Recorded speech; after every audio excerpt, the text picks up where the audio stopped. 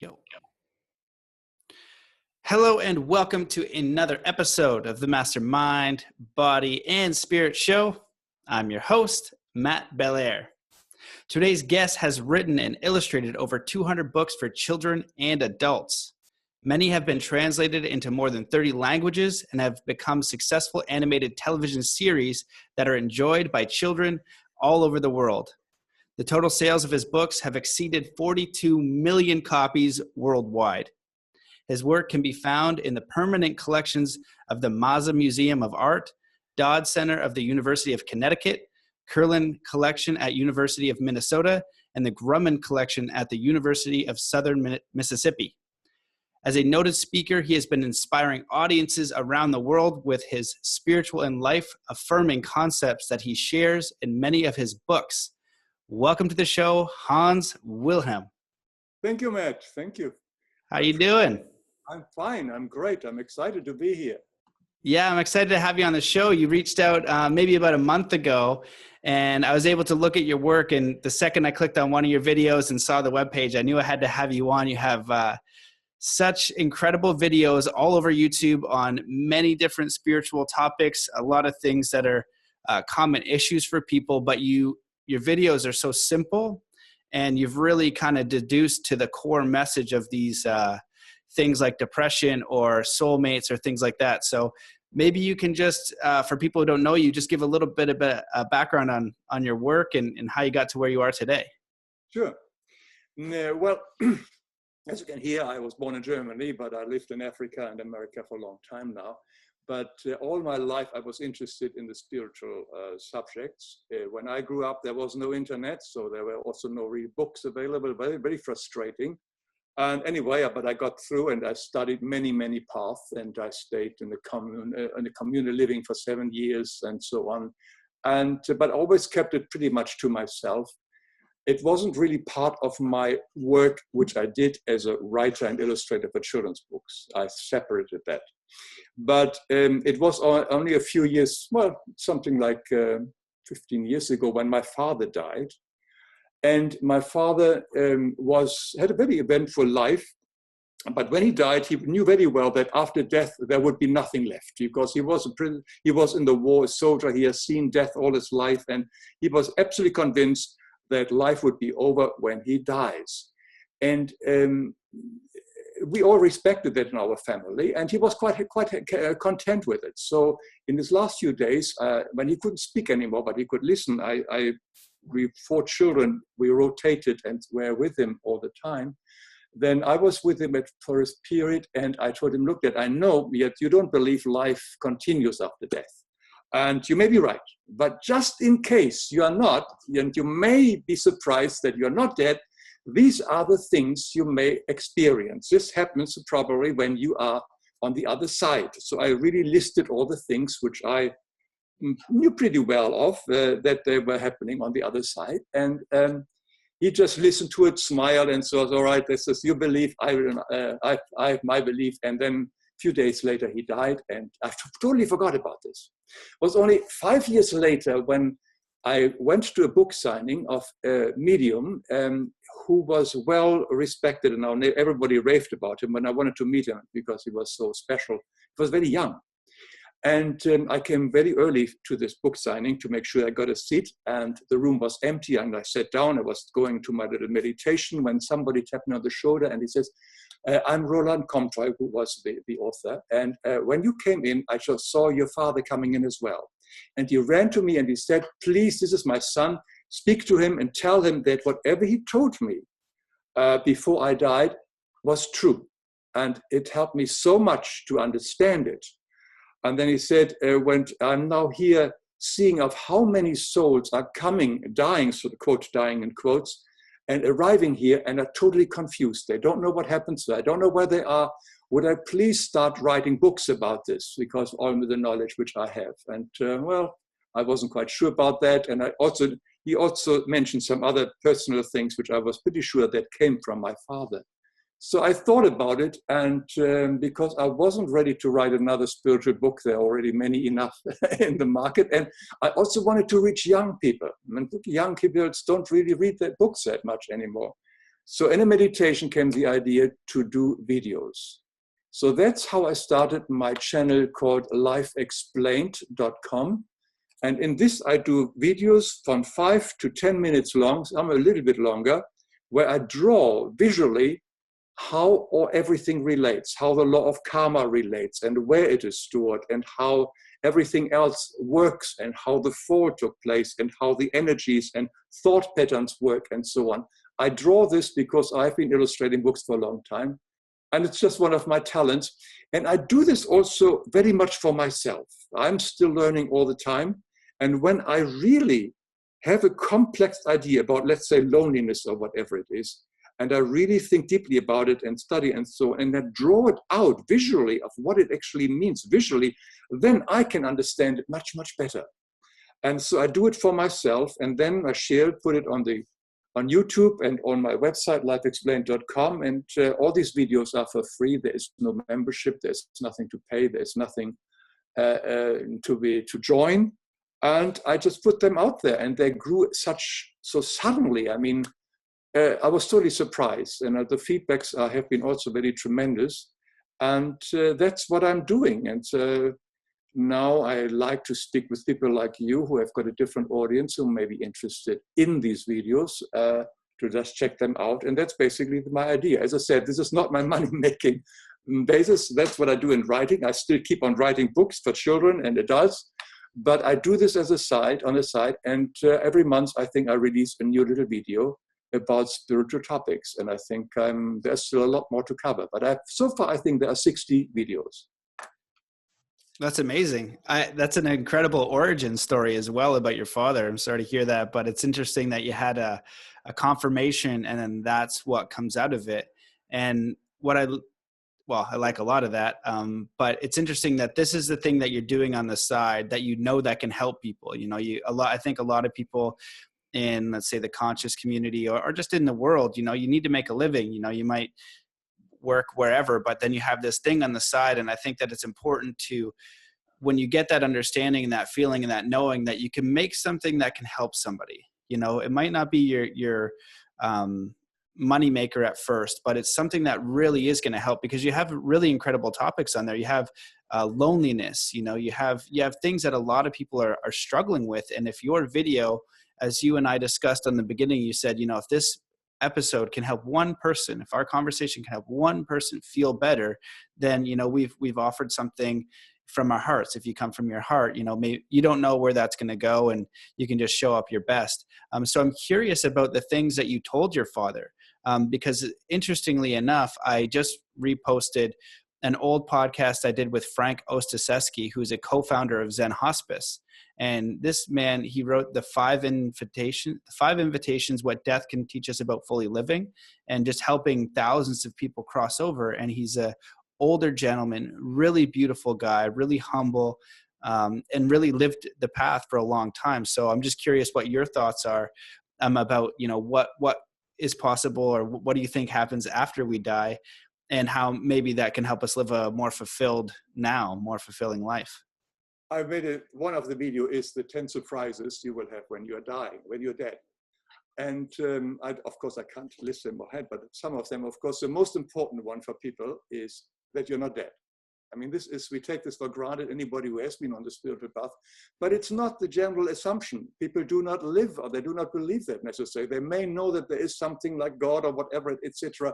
But in our day-to-day life, people do not live with the awareness that when the day of the transition comes, that they will continue, their consciousness will continue, their knowing, even their ego, their whole personality will continue. So there will not majorly changes. There will not be suddenly enlightened only, but death does not enlighten us. We continue basically on the same frequency. Also that when we die, there will be most likely some light beings, we call them spiritual beings or angels or whatever it is, who will help us to proceed to the next step of where we have to be. Again, this is very important to know because I hear over and over again, a lot of people who are not aware that there is life after death suddenly find themselves surrounded by one or two of these light beings, and they feel so ashamed and so worthless compared to this light being that they don't want to approach them. They just feel, I cannot speak to them. I'm not worthy enough. Not knowing that they came to help. But this is a very common effect that some people just feel this, I can't communicate, and they turn away and go somewhere else. And some of them even become earthbound because of this, because they do not feel worthy enough to approach the guardian spirit or any other angel who comes to pick them up and move them on. And then, of course, there is, of course, the likelihood that we may eventually see relatives who have died, and even those who have not died for some reason, but they are there on the other side to welcome us. And very important for some people is also the fact that most likely very beloved pets are there waiting for us too. And so then, of course, this is usually a positive event, but of course, everybody dies differently. People who really have a very miserable or make their life miserable or a lot of pain, not necessarily have a very beautiful transition. I mean, we know the near-death experiences, some of them are really horrible because the frequency is really, if I am a horrible person, I'm attracted to horrible on the other side. And that is a horrible environment. It's totally, we are living totally by the law of like attracts like. And this applies particularly when we die. Therefore, it is so important, as your friend said, to now work on ourselves so that our vibration gets higher, so that we come into a higher vibration after death. So that is a great opportunity. But some people really destroy their life. They are really in a way taken over by evil thoughts and action and so on. And they can, of course, have a little different life experience after death, which will correspond with their soul. That's where we are attracted to the sphere of development, which corresponds to where we are. The sad things, what I hear from the spiritual world over and over again, is that the majority of people are basically going back where they were before. Only a very small group goes onto a higher level, have worked themselves enough here on the earth to go onto a higher level. And of course, there's also quite a substantial amount of people who go to the spirit world on a lower level because they have misused their life here on earth. We are only here for 800,000 hours. That's a very, very, very short time. And in these 800,000 hours, we are giving tasks every day of the answer to everything is love. I mean, there isn't much secret here. It's to be loving. I mean, this is all. That's a basic, simple thing, to love everything, love ourselves, love everybody else and everything as well. And God always says, love, nothing else. That is all we have to do. It sounds very New Age trite and larifari, and it's not easy, but it is the only answer to absolutely everything. There is no exception. And when we do this, our vibration increases, and we will then also be attracted to a corresponding higher vibration on the other side. I think these are probably the most important points of what I mentioned, but there may be some other. Those who are interested in, they can see my video, the 10 surprises when you die, on lifeexplained.com. I love it, man. It's going to be easy to just dive down so many rabbit holes. I could literally just pick one of your videos and have you explain each one, and it'd be valuable. But what that makes me kind of think about is what for you, you know, because when we open this discussion, you've been on the spiritual path for a long time. So you were talking about, you know, going through each of these topics, you know, maybe it was Buddhism or whatever the case. Like, can you just talk about like some of your studies and how you got to this point? And I really like how you mentioned earlier, and I want to touch upon this, that, you know, for me, being a martial artist or an athlete or somebody who likes to learn information, when I know it and I teach it to somebody, whether it's in a martial arts class or snowboarding, when I teach it, I integrate the knowledge much better and then I understand it more. I'm able to, you know, apply those principles even more. And the more simple you can get in your education and understanding and explanation, that kind of shows your level of mastery. And so you're taking these concepts like loneliness or life before birth or these spiritual concepts, death and dying, and you're making them very simple and very concise, which shows to me a level of mastery, which I recognize in you. So I just wanted to share that and just maybe have you touch a little bit on how you accumulated this knowledge and then were able to kind of refine it down. Well, I was very lucky that I had a lot of wonderful teachers, living ones as well as dead ones, and so on. And I started very first with TM, and I was 19 or something like this, and then Edgar Casey and others and so on, and a lot of also teachers from Germany, who's in German, and But what held me back was also the words, walk your talk. So not until you can master something should you speak about it. And this held me back because I knew I still have to learn it myself. And then I realized that many of the teachers to whom I was exposed, none of them are really, very few of them walked their talk totally. They all limped their talk. And thank God they limped their talk and talk, because otherwise I wouldn't have known about it. You see, even with the limping, at least I got something out from their sharing. So I'm sharing my videos as well with the full understanding that I am as much on the path like everybody else. And then we can work something out together like you do with your videos. You work yourself out together with your speakers, etc. You learn from it, I learn from it. And I think that is a key element that I was finally at to open myself. Let it be, I just go and talk, and then hopefully it will be right, because we only speak about that what we do not know or what we're not sure of. And if anything we are sure of, we do not speak about. So I speak about it, I speak my videos, because I am still working on it myself. I'm still integrating everything until I do it to remind myself daily on the tasks which I have every day, every minute, every second. So that's the reason why I do the videos. And the paths are many, many fold. I lived in a spiritual community in Germany for a while and so on, and did a lot of other stuff. But what comes together is, the more I knew, the more I learned, it becomes simpler and simpler and simpler. I started off with very, very difficult words for Rudolf Steiner, so difficult to read, and Edgar Cayce, also difficult to read. And the more and more I grasped it, put it together, straightforward language. And I realized when you really go within and speak with God, and God speaks with you, and my stuff is not channeled, don't get me wrong, but it's my personal communication, it's a straightforward language. There is no convoluted language or sentences. It goes straight forward. For me, it's very clear. God is ingenious simplicity, and it's ingenious intelligence. And that, I think, is the key, to make it very simple, very clear. I do not believe that God is hiding anything from us, like the churches like to tell us. This is God's mystery, or why we die, or why we're here, and why some people suffer. This is all BS. It is all very clear. It's very easy to understand. And I think once you understand, understand the law of reincarnation and karma, these two elements, I think suddenly everything makes sense in the world. Wherever you look, whatever you see people in grand situation and poor situation and war and peace. And suddenly it all comes together. And there is not really a question answered anymore, unanswered, because it's very clear. And the fact is that Christ taught reincarnation, makes it so shocking that we in the Western world had to learn it from the East, more or less.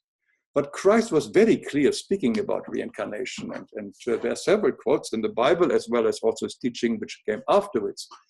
He made it very clear. So once we understand that this is not only our own visit here to this planet Earth, but has been properly many, many before, and what our day is today is nothing but the seed of the harvest of what we have sown in the past, everything suddenly makes sense, to me at least. That's wonderful. Well, you touched on a lot of things there that I want to dive into. This weekend, I was with David Lombear Senepas, who's a native elder of the Mi'kmaq Nation, and he has beautiful teachings. He has a totally different upbringing than we do. And this is ancient knowledge from his tribe that he's sharing. And we were with our friends Kim and Bruce. And Bruce, I think, was a psychologist or therapist, and Kim has been in healing forever. And one of the questions that I get to a lot that I wonder about is just suffering. Why is it that all of a sudden, maybe I something terrible happens to me, right? And, it's like, one of the things that I'll talk about is like taking 100% responsibility. So maybe I get a disease out of nowhere, I take responsibility, or something terrible happens. People are like, I didn't ask for that. And it kind of seems shitty to say like, I asked for that somehow. And Kim's reflection was karma. She's like, well, maybe you had karma in a past life, and that's how I kind of have that understanding. And what I realized when she said that is like, the pursuit of spiritual knowledge or conscious knowledge for me is the ability to put a lens on that makes us feel a little bit better, but it has to be a real lens. So if everything is like terrible in life and everything is like a dark lens and it's all terrible, that's not good. But if you can find a perspective that allows you a little bit more freedom, a little bit more openness, a little bit more love and kindness, a little bit more acceptance, then that can be useful, and you can kind of put that lens on. So I'm just curious for you, if you wanted to go a little bit deeper into your thoughts on karma and the reincarnation process, if you feel like those are really important things for people to understand, because I don't think I've gone really deep on those two concepts on the podcast before. Yeah, where to begin? Karma is, of course, a very big subject. Karma is, let's put it that way.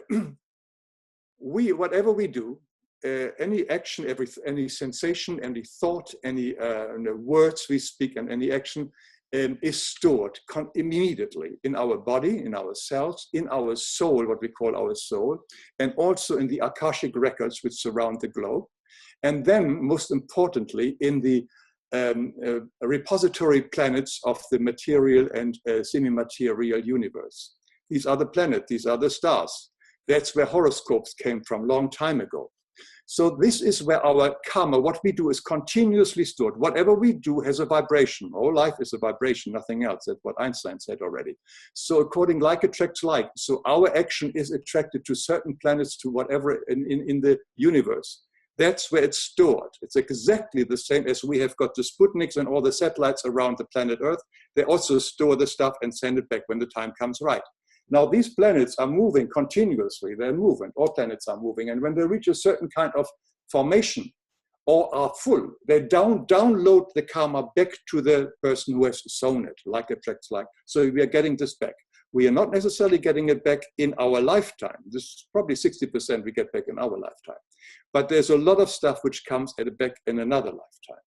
So that's how karma, very simplistic. In my video, how karma works, you can see it very slower and explain. But what we have to realize that whatever we do gets stored instantly, gets recorded. It's like in a computer where everything gets recorded and it is there. And it will come back to us when the time is right. And it always comes back to us. Let's say something big like an illness comes back to us. It doesn't come back right away, boing. It always comes with warnings. We always get warning. This is luck. The whole karma law, although it is not a part of the love of the absolute reality, but it is a gentle way of love so that we learn to love in a way.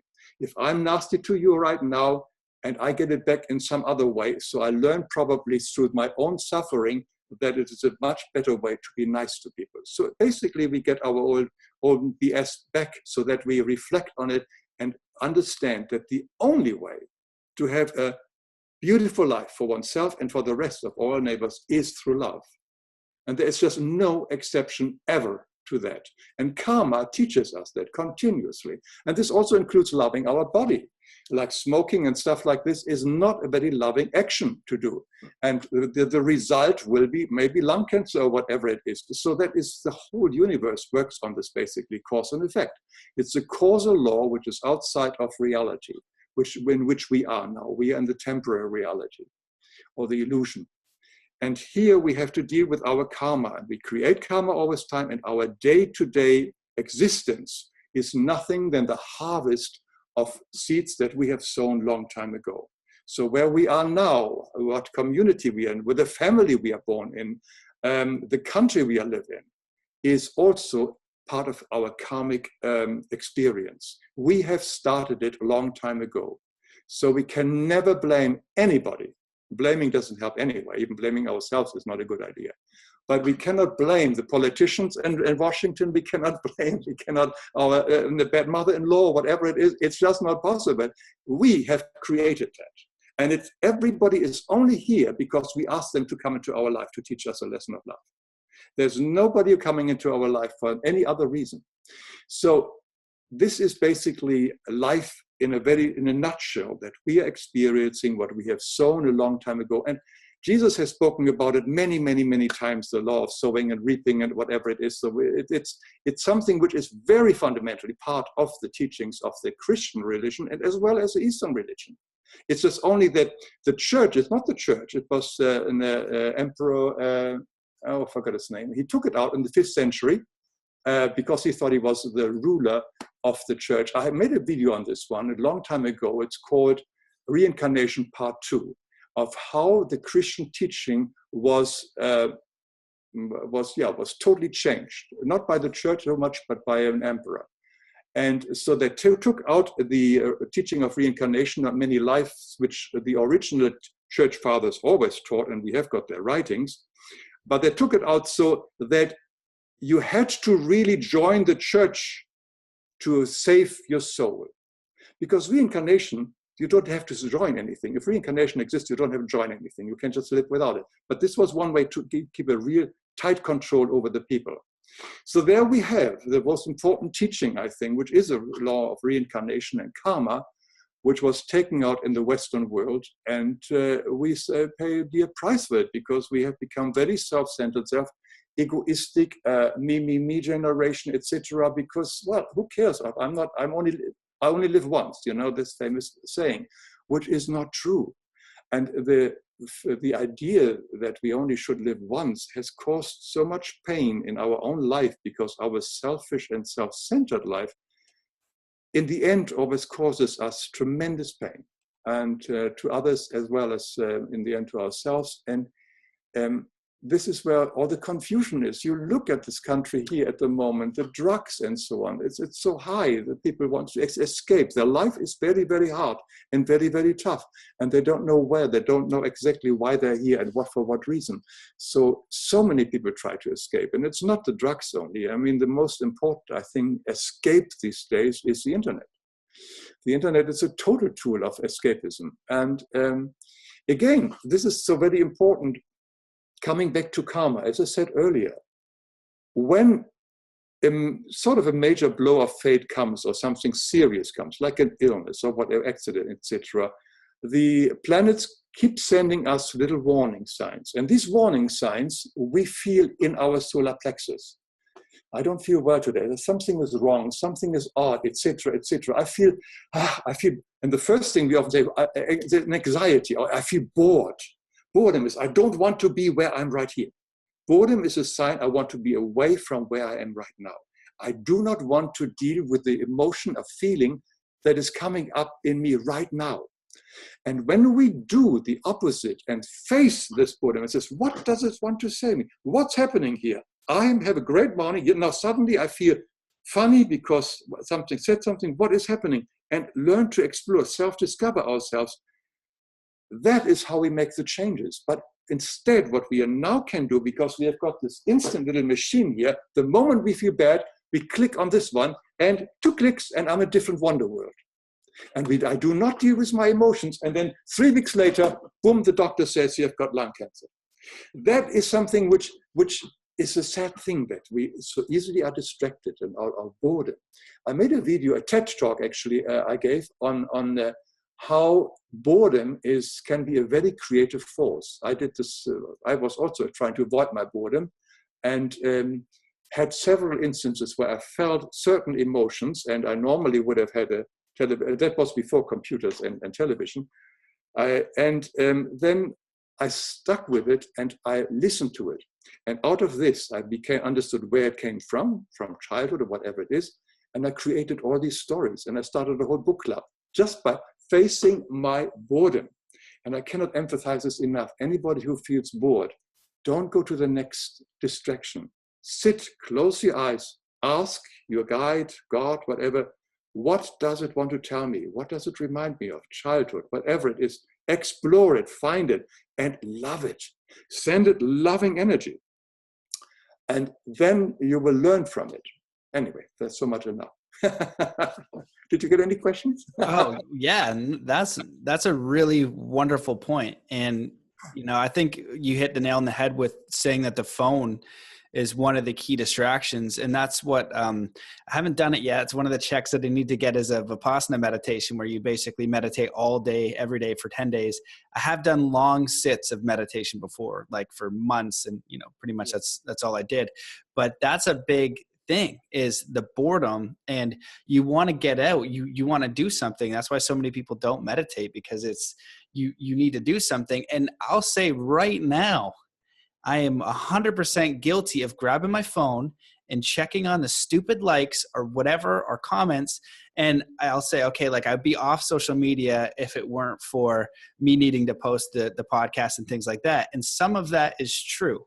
It's very true, because I don't want to go on. I just post content, but then I look, but then I post it and I'm going about my day. I don't need to go check every 5 minutes, but I'll go check, and I'm like, shoot, but I'll catch myself, and you need to figure that out. And some people do it through eating. Some people do it through cigarettes. Some people do it through all these different ways. But a really sneaky one is the phone, and it's social media, and it's gaming, because we don't want to face that boredom. So I think that is just a really brilliant piece of information I wanted to kind of double down on, because it's so important. It's so important. And what comes out of it, you're kind of going into the depths, into the dirt, into the darkness. And when we talk about darkness or shadow work, it's just the uncomfortable feelings. We're not supposed to feel good all the time. That's a part of life. If somebody, I have a sister, if somebody punches my sister in the face, the feeling I'm not going to have instantly is love. It's going to be a different one. And I might take an action. Ideally, I don't beat the crap out of them, but I'm going to feel anger and different things. So that's okay. But after that, we got to explore these parts of ourselves: boredom, anxiety, depression, loneliness. And if we can just sit in that a little bit, we're gonna come out with something. We're gonna get a golden nugget that is in that darkness. So you can either add on to what I just said if you feel like, or go a little bit into reincarnation and what you think happens, because I'm curious with the follow-up question that I'm going to ask is, do you think we can get out of this wheel of karma? And so the thought that I have is, I remember reading the autobiography of a yogi, and his master comes back and he tells him about the next realm. And he says, I do the same thing in that realm that I do here on earth. I was helping people ascend to the next realm so they don't need to get reincarnated. Well, in this next stage, I'm doing the same thing. I'm kind of guiding people. And you and I think can see the difference between somebody who might be not accumulating a lot of karma, having a little bit more peace, having a little bit more understanding, a little bit more kindness, a little bit more love. They're going to have a different life experience. Somebody who's in a lot of anger, a lot of pain, a lot of, taking from trying to screw people over. You can't live a fulfilling life like that. It's just, I don't think it's possible. Maybe it is, and I don't know yet. So maybe you can just speak on reincarnation a little bit, how that works to you, and what we can do now to kind of go to a level that would be maybe graduation from grade 6 to 7, or maybe just from kindergarten to grade 1 if we're lucky, because we're still killing each other. So we got some work to do. Yeah, we are here probably on the lowest level.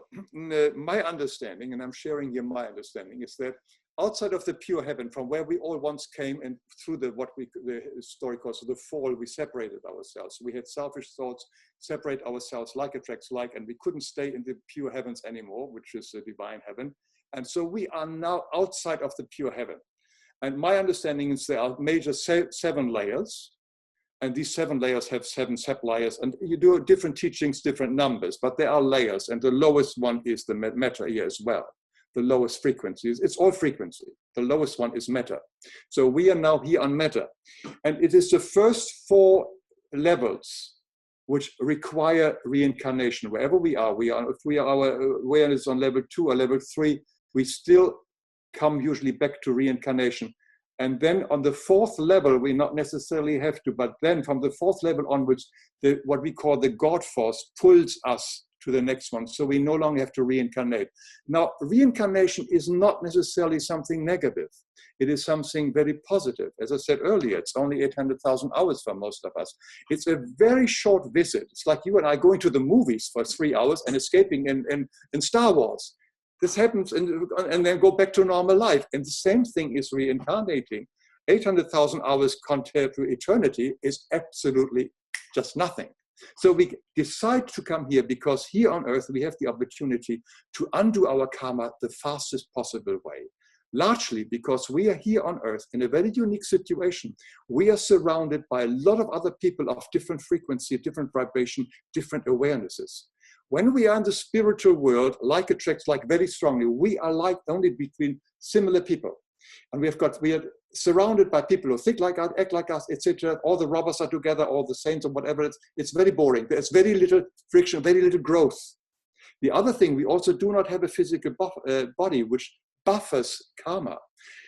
An illness, for instance, in our body is a buffered karma. In the spiritual world, we also have our karma, and there we don't have the body. We feel the karma much, much stronger. So there is a strong desire for souls to incarnate. We are not forced to come here. We want to because we understand this is like going to college. One of my videos is the amazing college earth or school earth, college earth. It is college. And when we go to college for a few years, we don't mind all the difficulties, etc. But we know we learn something tremendous there, which can help us later in life. And so with this mindset, most souls incarnate here, want to incarnate. The problem is there aren't enough babies.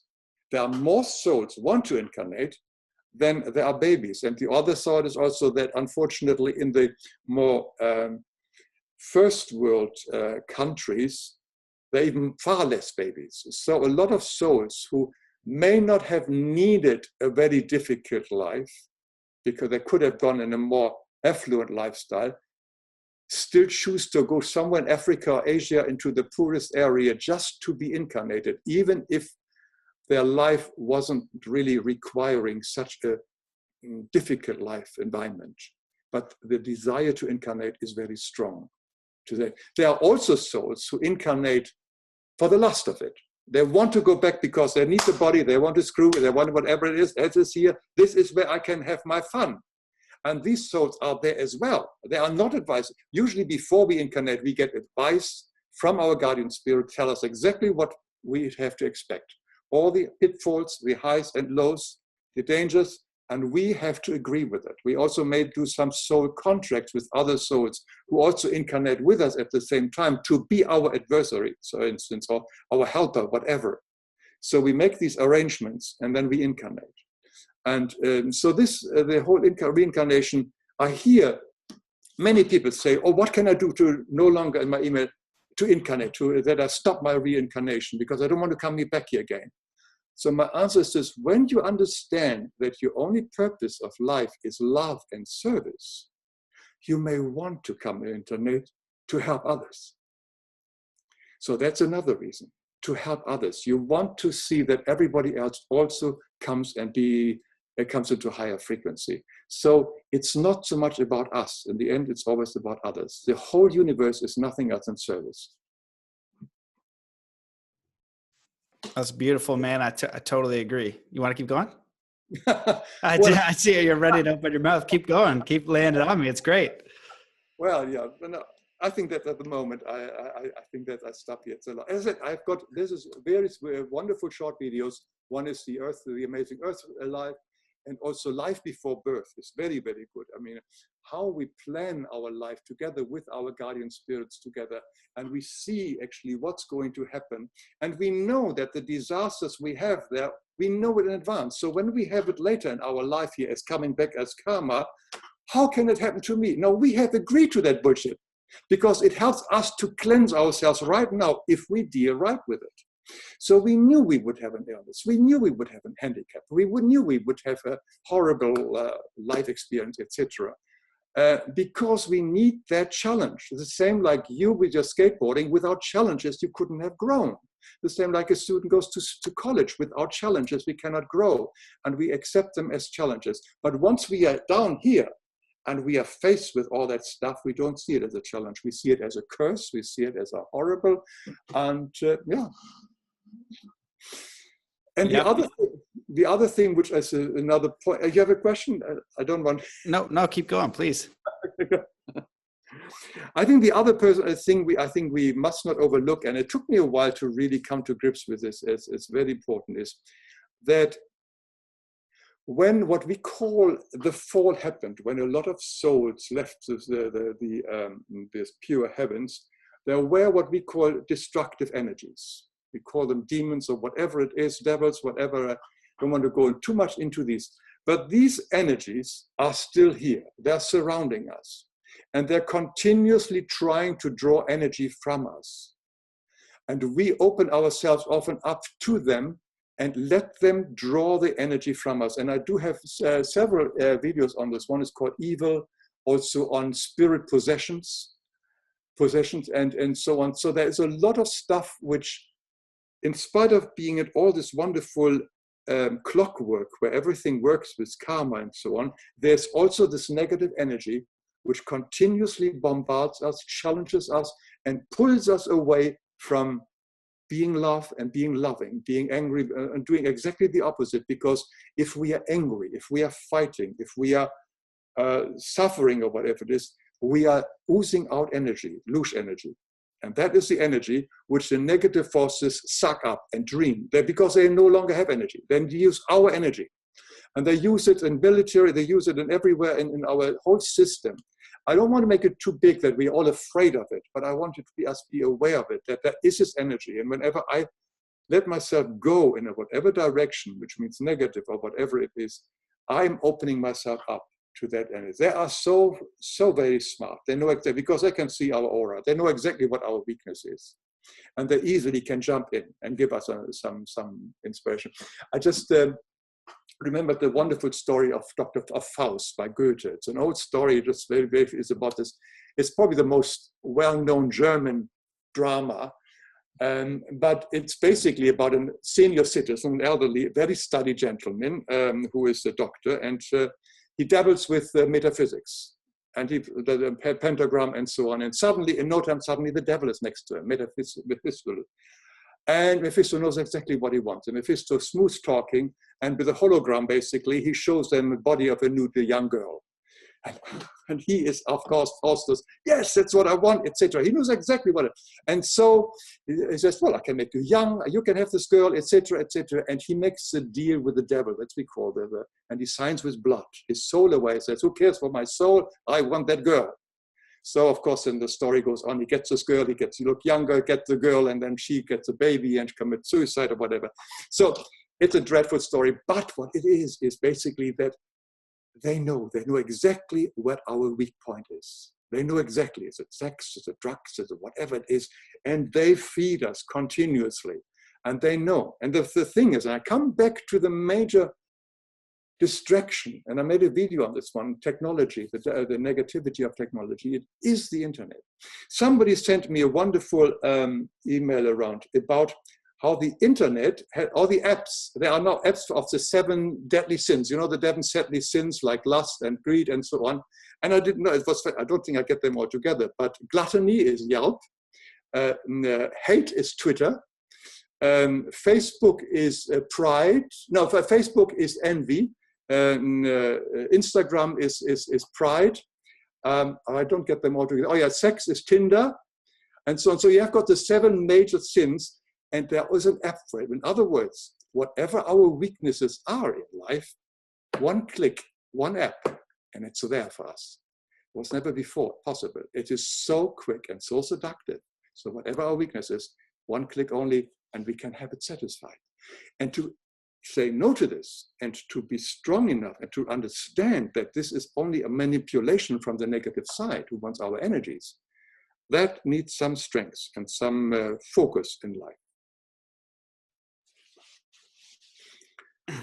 Man, that was amazing. Okay, the 7 deadly sins, you listed, I think, 5, and that is a brilliant point that I have never heard of. Okay, so wait, what are the other 2? What ones did we miss? Can you? No, I'm not good at it. This is a while ago, and I'm not sure. I'm Googling it right now because I don't know exactly what the apps were, but they were definitely perfect apps. Oh, greed and laziness are the 2 that you missed. Do you know what those apps are?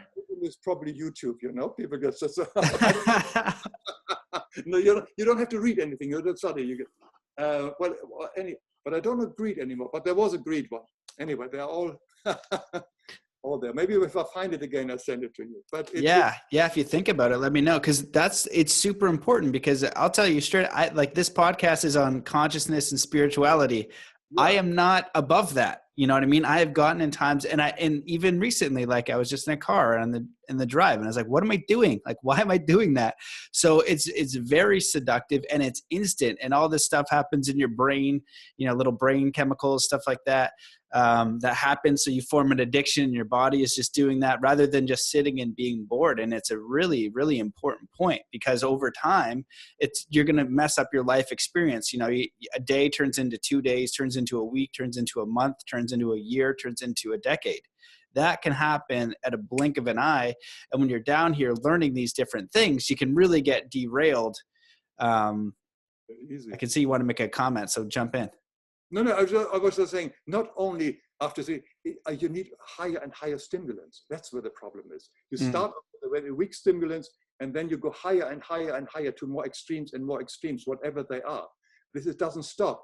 It's not the continuation, it's also the increase in stimuli, which we need whenever we do any of this, or the internet, whether any form of distraction we use there. It's a tool, a double-edged sword, but it does have a very negative thing, and we are not aware of it. We think we are so happy, and I enjoy my GPS system. Driving the car without it, I got totally rely on it. It's crazy. I threw my car maps away, which I had the printed one, because you just don't need them anymore. But that's helpful. But yeah, the other things are there as well, luring, lurking, and waiting, and then yeah. Oh, then the lazy one, I think, was Netflix. Yeah. I may read somewhere else too. Yeah, the lazy one would be Netflix. There's that. Have you ever heard of the what is it, Netflix binge? Or there's a word for basically when you watch a whole series on Netflix in a day. And I have done that before. It's not good. But yeah, I totally agree. And I think that, you're talking about these entities. I totally believe in these, demon is a strong word, just chill. Yeah. Just say little distracting fairies that are kind of like a-holes. And, they're just steering you off the path, but they're clever little buggers, and they do feed off your energy. And and even if they don't exist, just monitor your own energy. So if you see somebody rage out, that's what they feed on, right? And even if they don't feed on it, just imagine all that energy going out into the universe, and that's coming from you. You can direct that energy wherever the heck you want, but you've just given so much. And you see people in these loops of anxiety, anger, depression. And a lot of time, I know some wealthy people that are doing it great. And I know some people that have all the money, and you think that they should be fine, but they're some of the angriest people. And so that's not the solution just because you have money, they're kind of in this model of taking. And what happens is they take, and they build and build and build, and they have everything. They've got the cars, they've got the income, they've got the houses, but inside it's just dark and empty because they're running this model that there's never going to be enough to fulfill it, no matter how much darkness or thing. And then that kind of gets spouted out to the people around them. And so, running that pattern, you're never going to feel fulfilled. But from that opposite place of love and service and kindness, you are now operating at a new frequency. And I just wrote about this on Instagram the other day. The Dalai Lama had a really great quote just about, being kind to each other and how that, changes your life. You can't do that for anyone else. You can't experience what that feels like. But when you start to make those changes and just look a little bit, one of the teachings that I really like from David is 3 acts of kindness a day. And if you can just, just start with that, or even just do one for 27 days is another way to go about it. And you just start to think about your community. And could you just imagine 1,000 people or 10,000 people in one city that went around and did 3 acts of kindness a day?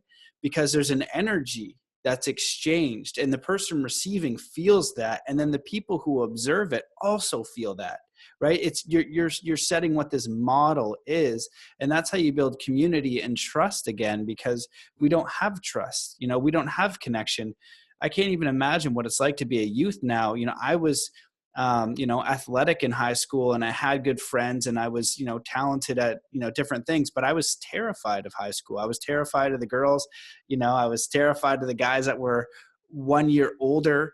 and you didn't have this social thing to put up to know exactly how many friends you are, how cool you are. You didn't have those hurtful things said in school, public for everybody to see. So it's a challenging world. So you can add on to that, or I can formulate a question. You want to just remark on that? Yeah, I think everything is right. There are two things. This is understanding the energy sucking. Let's just understand this is all the wars going on in the Middle East. This is nothing. It's purposely done for energy. This is basically a harvesting field for the things. And the other thing is very important, which we forget. When I am angry, I'm shooting out these red arrows all the time. That keeps my guardian spirit away because they can't come close to me because they have to protect themselves. So when I'm angry, I'm isolating myself from the real guide I have all the time with me, who usually communicates with me, usually through the solar plexus. But that is the other point. We do this, we keep everybody away from us when we are angry. Anyway, that was just a thought which I wanted to add, because people are not aware of how our negative vibrations are not only affecting the people around us, but also the people who are the souls who want to help us, the spirits who want to help us. That's a really good point. I'm glad you added that. And, on the flip side, if there are demons and these energies, I do believe, and I think that you do as well, that we do have guides that are here to help us, and they're on a higher vibration. And when you're in the vibration of kindness, compassion, happiness, love, you are then you're operating higher, right? So, people will tell me about how dangerous the world is and how people are like this. I know it's a reflection of their consciousness, because I've been traveling the world for 7 years, all these different spots, all these different places, all these different environments. I don't really experience that. I can't really remember somebody coming out in my reality and just being a total dick to me. And even if they were, I would just be kind to them, I would just, because it has nothing to do with me. They obviously have a problem. So when someone's going around and everyone around them is a total a-hole, it's going to take you a bit of time to filter out your own consciousness and give them love. And, spirituality, or these teachings of kindness and compassion, aren't when someone's like, oh, I'm such a spiritual person. No, I'm spiritual when I'm at home by myself meditating. I'm spiritual when I'm in my yoga little nook. I'm spiritual when I'm at my book club and everybody knows me and tells me how great I am. But as soon as I go outside and somebody gives me a little bit of like friction, it's like, F you, man, you suck. You don't know how spiritual I am. And it's like, what? Like, whole teachings are for the time when that person doesn't understand, for you to give them compassion. That's where the learning comes in. And when someone is challenging you, because it's hard, then it becomes hard to do the thing, not easy. It's like, hey, Matt, I love your podcast. High five. I'm like, oh, yeah, this is great. Thank you. It's like, hey, Matt, you suck. Your podcast is the worst. You know what I mean? Like, F you, Tom, throw a rock at his car. It's just like, and it hurts, right? It actually, that the challenge is because it hurts for a bit. And over time, as you learn to like alchemize that feeling, that negativity, and just hold that energy, might not be positive, you are going to learn from that, right? Because really it's going to come down to my own self-worth. Who is this random person to tell me? And even if it's true, you suck at skateboarding. I do. I just started, it's not very nice, man. So well, the key is, does the negative comment of the other person evoke any emotional reaction in me or not? If they are really off course, or say something stupid like you're a stupid green hair person, then you just know it doesn't, because I don't have green hair, so obviously he must be wrong, etc. But if he says something which you deep down have doubts about yourself, boom, full target, bullseye. And that's why they're coming to us, so that we find out who we are. The outside world is, as you say, nothing else than a reflection of who we are. It's a mirror. I made a video on this one, a short one. It's called The Law of Projection. Whatever we project, our thoughts, our beliefs, we see. And if we want to change the world around us, we have to change our beliefs within ourselves. That's basically what you're saying as well. You have a different belief traveling the world than other people have. And therefore you see the world differently as well. Mm-hmm. You don't the dangers and so on. Others see the dangers because they're afraid of themselves. Yeah, exactly. And I really like that too, because when I was talking about the perspective lenses, like you can go through like the dark gray lens, or you can be rose colored lens, and they can be the same reality. So for me, like when somebody is doing that, like, hey, Matt, you're a worthless piece of crap. They've thrown out a fishing line, right? And they're hooking, they're seeing what kind of fish they're going to get in me, of my energy and my direction of my own life. And boom, if I attach to that, right, I take the bait. I take the bait and I eat it, and I'm like, oh man. And then I'm just, then now they've got me and I'm just like flapping around. But from the perspective of an opportunity to learn, I can then throw on some rose colored glasses, not to say, hey, this isn't existing. It's to flip that microscope back in.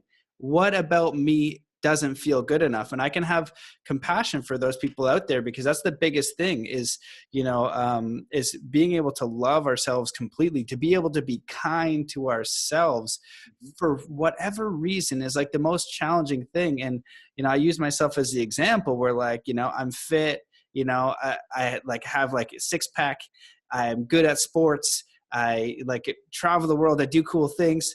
And like, I don't feel love all the time. I'm just like so terrible to myself. And I have like what you would think was like an easier path, white guy, friends, things that just make it a little bit easier. And I still feel like a total a-hole more than I should. And it's like this learning process. But when I can just allow, and it's all the external stuff that hurts, and I'm like, man, I'm like this bearded guy. I could go beat that guy up.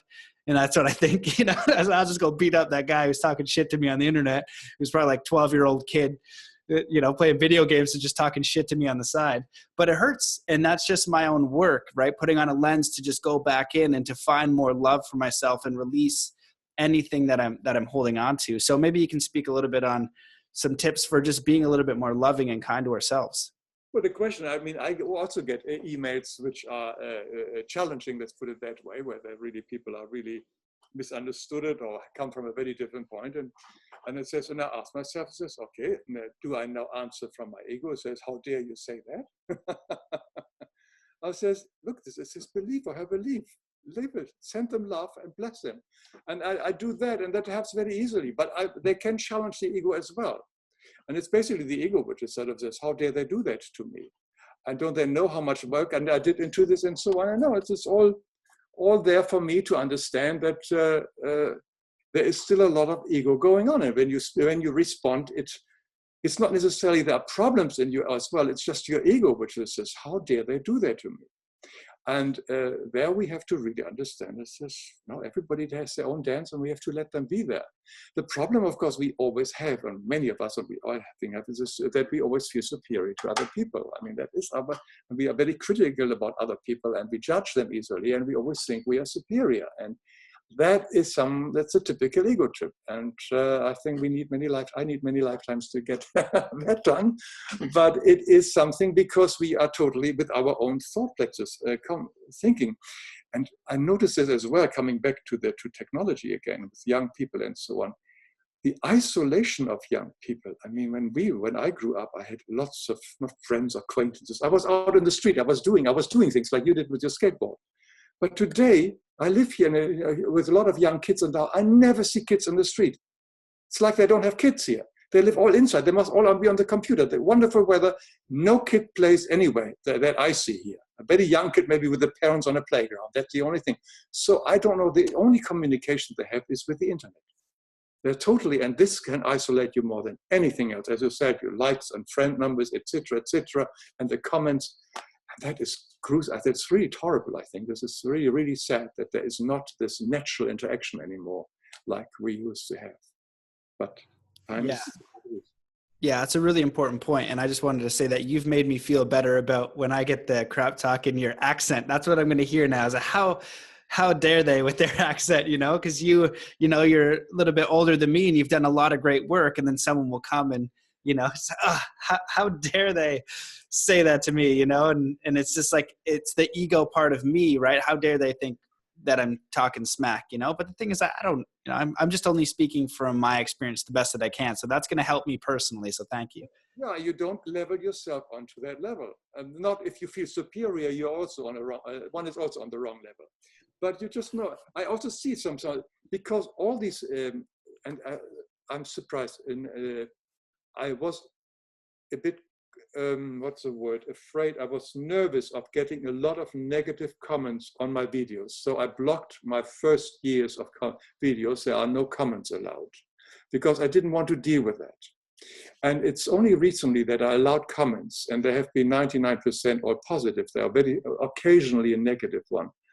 But you see it very clearly. They come from such a screwed up frame of mind. You don't have to feel superior. You feel not sorry, but you feel that they don't need my judgment because, boy, they have a tough life. And that's all the hatred on Twitter and so on comes from people who are really, really in a very difficult frame of mind in their condition. So they need our love and our blessings, but not our condemnation and our counter hate or counter answer even. So it's easy not to reply or send them, thanks so much for your input. Best wishes, loving, many blessings. So that's it. I love you and whatever. That's it. And there are so many of them in the internet, but I'm surprised I didn't get that many, but I do get them once in a while as well. Yeah, I think that's an important part, and not to go too deep into this, but it is important. You know, you're talking about compassion, and when I've received them, they've been of all the comments, just a few, but they hit me right in the feelings. And then I want to basically invite them to where I am and then fist fight first, and then we'll sort it out. But that's not the way to go. But that's the first reaction. So then it takes me some, yeah, right. You know, I'm martial arts, so I'll punch you in the eye for that. You know, it's very male, primal, masculine. Some of the people on the podcast I've talked to in person are like, whoa, you're like a lot more like intense than you can be on the, I'm like, yeah, I've had to train that like masculine caveman Bigfoot out of me. You know, that's always the first thing, is just to beat them with a blunt object. So through work that I realized that's not the way to go.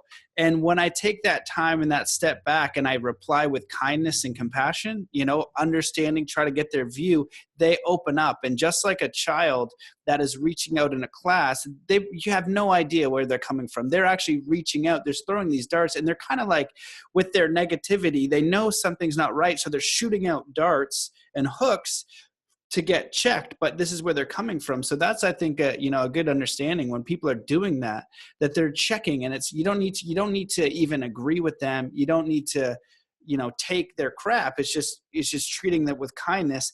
And then that example of kindness shows them something else, because if they're met with anger in that same level, they're learning the same thing. And so from this, you can add on to that, but you said something about the law of absolute or absolute law.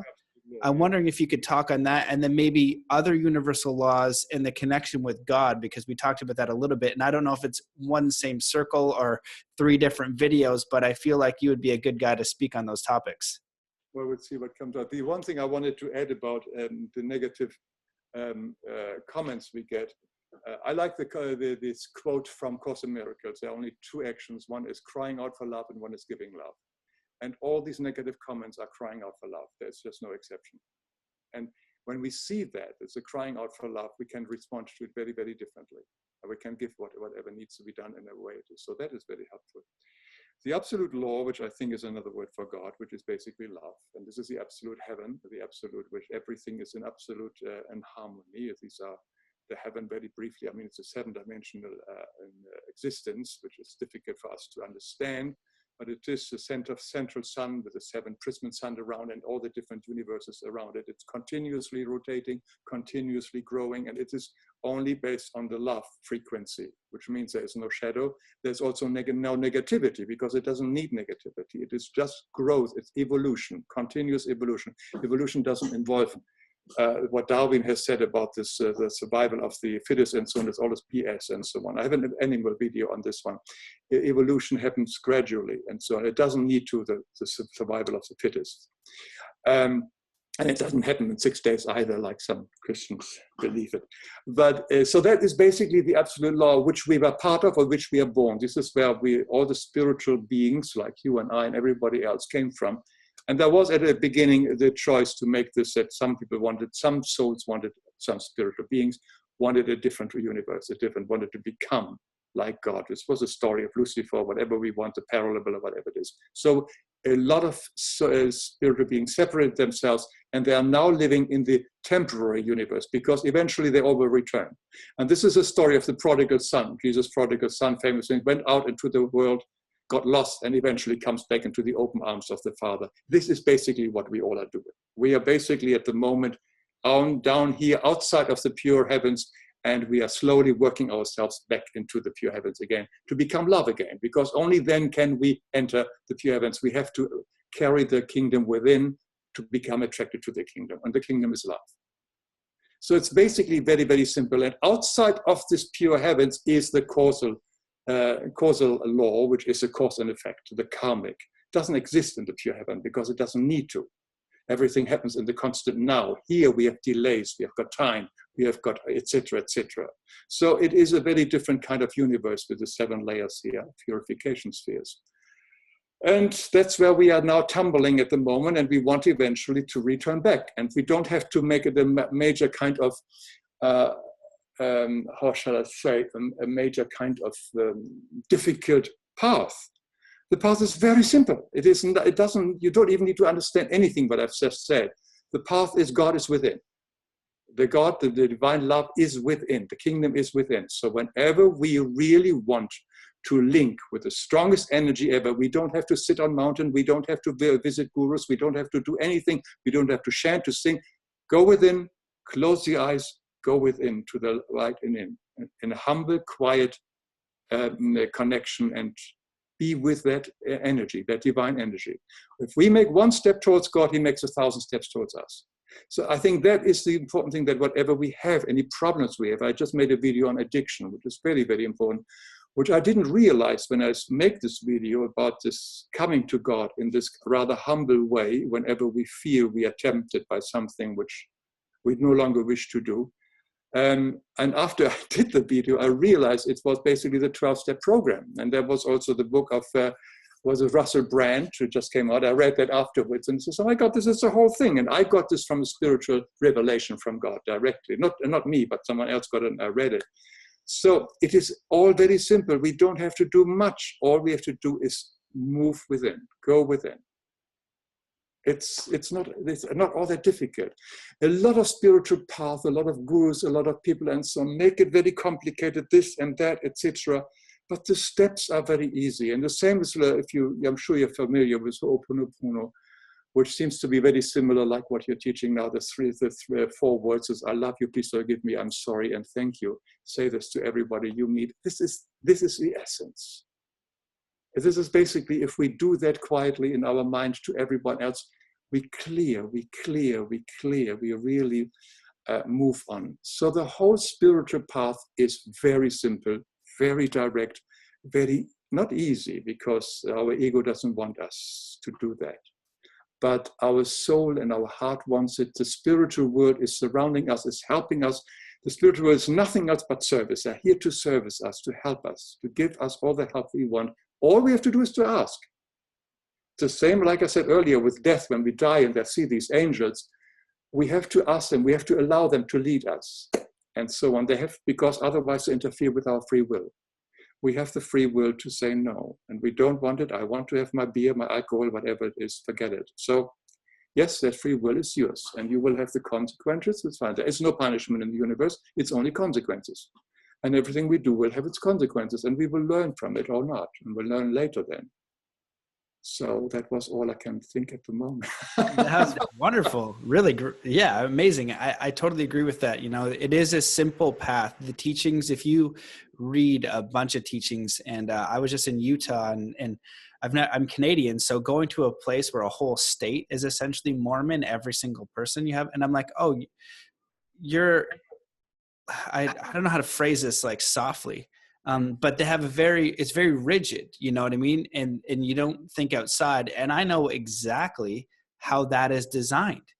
I know how you design that. That's how Hitler, I was curious about how World War II, I looked at indoctrination and philosophy. You know, if like all of your friends and your family and all of your community believes a thing, not to say Mormon isn't wrong. I'm not saying that. I'm just saying the ability to have another lens and to look at it openly. And does it allow you more freedom or more not, you know, more whatever, you know, and you can see these things, but you can see when I'm having a conversation, because I travel the world and I have different conversations with a lot of different people. And if you're happy and you seem aware and you seem aligned, in which you do, and I'm looking right at you and we're having a conversation, looks like you feel good. It looks like you generally have a good life. It looks like you go through crap like everybody else does, but it's this open, there's a vibration, there's an energy to it. And sometimes we can get kind of stuck in a way, and I can't even remember where I was going to go with that, but it was something which is being very specific and rigid in the spiritual path, where people are really seeking a connection. And I think that's beautiful, and it gets you closer to what you think is God. Beautiful. But it's not an easy path, right? Just because it's, oh yeah. So if you look at all these different mindsets, you know, Buddhism, Christianity, you know, there are missing books of the Bible. It's what I believe. Right. And you have all these things and you cut it. And it's like, you know, it's only, I see martial arts, it's only karate. No, it's only jujitsu. No, it's only boxing. No, they're all ways.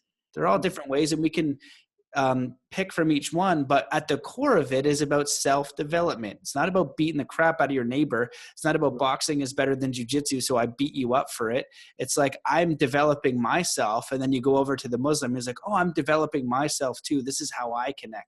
And I think that that is the path, and the way that you explained it is very beautifully. It's very simple. It's going in, and that way you don't need a book or a philosophy or a doctrine or anything outside of you to have your own spiritual sovereignty. You have a right to be here on this universe. You are spiritually sovereign. You are all the technology, information, knowledge that you need to have a real connection with God, whatever that is for you. Now, if these philosophies can serve and grow that, great. But it is in you, in each individual. And I think that some of those philosophies will say this is the way, and nobody else gets, you know, Roger Rabbit on the other side. So it's a really, really important thing. And you feel it within, you know. I know I have a connection with the universe because of how I live. And I'm not specifically religious. I'm extremely spiritual, whatever the heck those two sound vibrations mean to you. You know, it doesn't matter. And when you said we take one step towards God, he takes 1,000 towards us, is really beautiful. And so I'll see if you want to add on to that rant, and then I have a question. No, come with a question. I'm enjoy listening to you. Cool. So I think it's really important. You know, we have a lot of issues today, lots of addictions. Like you said, I've been aware of this for a while and not sure what to do. So I'm so grateful you're making videos and putting out content so we can be aware of an issue and then provide solutions for them. And that's what yours do. You know, if you're just hating on something, so you're providing solutions, which I think is important. Do you just want to give some brief advice for somebody who's addicted? They can't break that addiction: cigarettes, smoking, alcohol, drugs. You know, what did you deduce in that book and those videos? Just a little bit of help for somebody who just, they can't break it. Because I have people in my life that get stuck in addiction. Sometimes I get stuck in it. My best way is fasting. I don't know why. Just 2 days. You think that you can't eat, but there's some magic to fasting. I just do, whether it's coffee or whatever it is, if I just don't eat for 2 days, something happens in my body where I'm able to reset. And so whatever that, and I just had one of my, you know, students and clients, you know, Jordana, she's amazing. And she just was stuck on chocolate. It's like, just fast for 2 days. It's like magic. And she did it. And then she said on the third day, she's like staring at chocolate and she wants it. And she's like, just shopping around in there, you know, just shopping around and just probably like wanting to eat it all, but is able to walk away. And before that, impossible. So for me, it does something. And that's just one thing that I find helps. So maybe you can share what you've come to. Well, it's interesting you mentioned it. After I made my video, I'm not an expert on the 12-step program and so on. I just made this video according to that revelation. But one of the viewers sent me an email and says, oh, she did the 30-day water cure. Only water cure. I never heard of this. And I'm not going to recommend this, but you can look it up or Google it.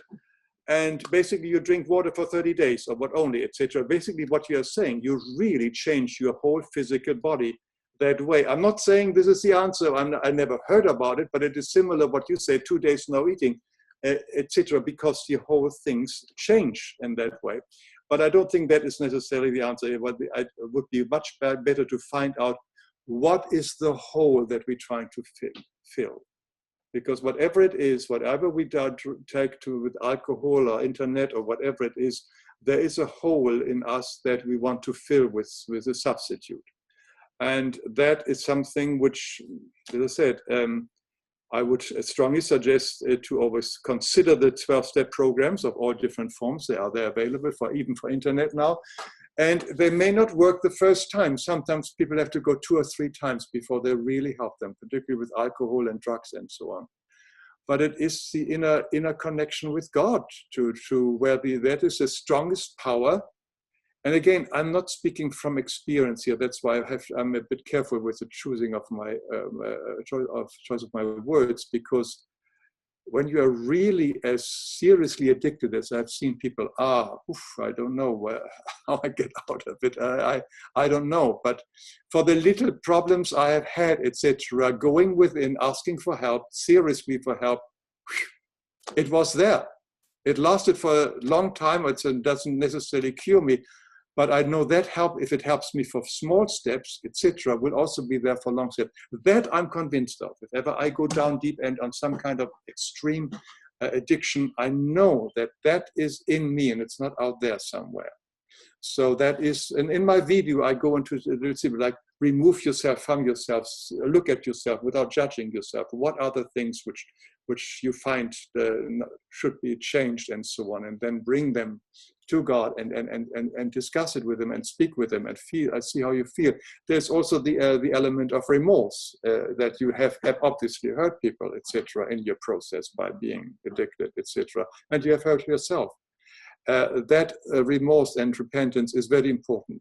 We, particularly even in forgiveness, I make a video on lifeexplained.com on forgiveness. The point of remorse or repentance is often ignored with new age teachers and so on. They just forgive and etc. Fine. No, you have to really feel as much as you can the pain you have given other people. You might have given other people, for the simple reason you have to store it in your body. So next time you're tempted to take another alcohol, this comes back. It's like you have hurt yourself with that thing. So that is part of the quite physical law why repentance and deep remorse is so important, that we store this memory in our whole system, in our soul and our body, so then we are tempted next time we may not do it. So just without remorse and without repentance, forgiveness often doesn't last. So that's an important step. But I would say anybody with the addictions, I think I took some time to write it very carefully. In my video on addiction in lifeexplained.com, you find it in 10 minutes explained in a much clearer way than I can probably now repeat it and remember it. Because I'm working on other videos, my mind is already on other stuff. Awesome. Well, those are really good. Those are really good insights. And I think even just the basic one of asking for help, you could ask your community for help. Even you can ask and I do believe there's spiritual help, asking, but you have to actually ask. The way that works in, sovereign being, you got to ask, please help me with this thing that I'm going through. Please, I'll ask for guidance. And you could also write it down. That's how they work too. Writing it down and saying it out loud, because we're a closed system. That's my belief anyway. And you can pray too, but out loud and writing it down definitely can't hurt. And then asking someone that you think cares about you. I think a lot of people are really resistant to just, to asking for help. They're just go through their own suffering. Ask your mom, your sister, your brother, a friend, just say, I need help. They'll help you. To have faith in your community, but have the courage to ask. And I know it does take courage. So it's a step of humility. It's a lesson of humility. Yeah. So I think those are beautiful points, my friend. This has been magical. It's everything that I hoped it would be. Now, I didn't tell you this at the beginning. I never just shut it down. Is there anything that you wish that I had asked you, or that you want to talk about, that is something that inspired you that you wanted to share? The floor is yours. You can go down there. And if not, then I think I said a lot. Yeah, you said so much. Who wants to see more on lifeexplained.com, there is many more videos if they're not tired of me. Beautiful, beautiful. Well, thank you so much for coming. Is there any last message that you want to leave the listeners with before we close it out? It sounds so simple, and it sounds maybe not important, but it is the most important thing. Love, nothing else. Just love. It's nothing else. That's Beautiful. we are today. Thank you, brother. Well, thank you for your work. I highly recommend everybody check out your YouTube and your videos. I just went on Steam It, so I'll just put that out there. Somebody kept telling me to put my stuff on Steam It. It's like a cryptocurrency blog. So you can post all your videos there. And if people upvote them, then somehow through some sort of cryptocurrency magic, you get money, which is cool. And so your videos are great. So if you can get some abundance from the universe for all the good things you do, maybe it's something that I'm sure the community over there would endorse. And so people like you should be supported because it is a very beautiful work and it's helping a lot of people. So I just wanted to honor you and thank you for everything that you're putting out there. Same you. Thank you, mate. I appreciate it. Take care. Take care. See you, everybody. Peace.